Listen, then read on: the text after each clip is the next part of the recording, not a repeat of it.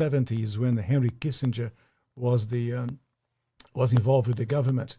And it explicitly states, which to this day, it remains the official policy of the American government. It has not changed. Mm-hmm. May not be implemented by Trump, but it remains the same.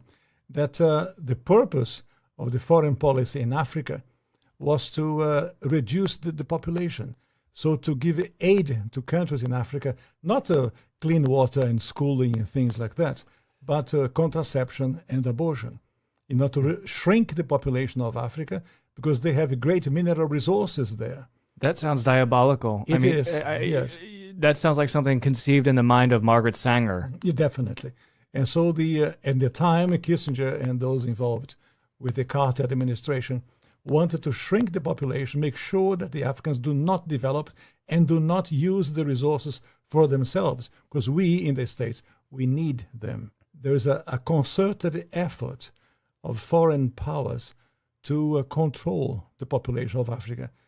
Africa is a huge continent, could feed thousands more people, but the policies of the West, especially in Europe. For example, between 1990 and the year 2000, the United States, Canada, and Europe contributed about $6 billion in contraceptives, not to help the people, not to give clean water, clean food. That is not to fight malaria, for example. No, of course, perish the thought, never. Yeah. Let them die. That's the whole idea. So in our work in HLI, we denounced this reality to make the Africans aware that they have to defend themselves against the influence of foreign powers. Is it just the United States, or do you believe that China is also playing a role in jockeying for the resources of Africa? China is playing a major role because China is buying property in Africa. Mm-hmm. For example, in Mozambique, which is a Portuguese-speaking language country, when Portugal was in charge of Mozambique, they used to export rice. Now they are importing rice from China because they cannot produce. The socialism has wrecked the production of rice.